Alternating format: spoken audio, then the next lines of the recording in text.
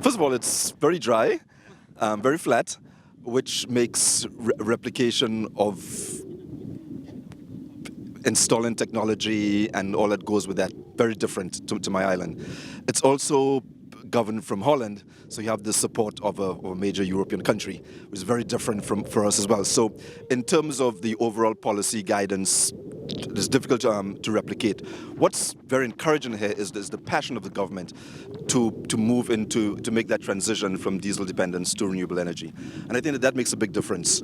And that once you have that passion and commitment at the highest level, I think that will make the difference, because there are lots of obstacles in the way. There are size issues, there are capacity issues, there are you're talking about small islands with small demand, and you're talking about very expensive technologies, and so you need to look at economies of scale as you do this. So what's going to drive it? Really going to drive the small islands moving forward in this regard is the commitment on the part of their governments to make this happen. I think it's been quite a learning experience for me.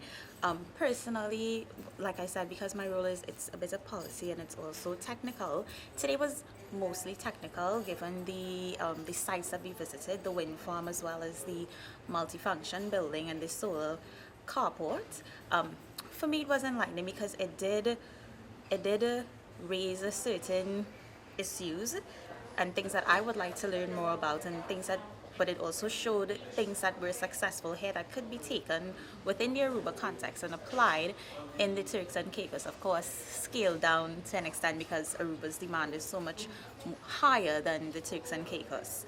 But all in all, it's been quite a learning experience, and I'm sure that there is a lot more to come, and there's a lot more that I would like to find out about within the context of Aruba. We had a very long day, but the day was very productive for me.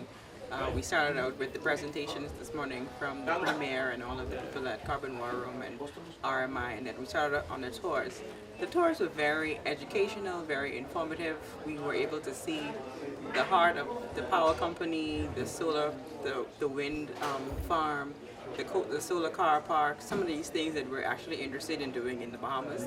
So getting some information on how Aruba was able to get these things off the ground and how they're functioning, and the response of the people here to those projects has been very helpful for me, and it's very encouraging that we could be able to do this. The whole idea behind the learning event is that we wanted to get utilities in the room, policymakers in the room, and really break down the divide between them and have them come together and gain the experience of knowing each other, knowing each other's challenges, knowing each other's opportunities for renewable energy.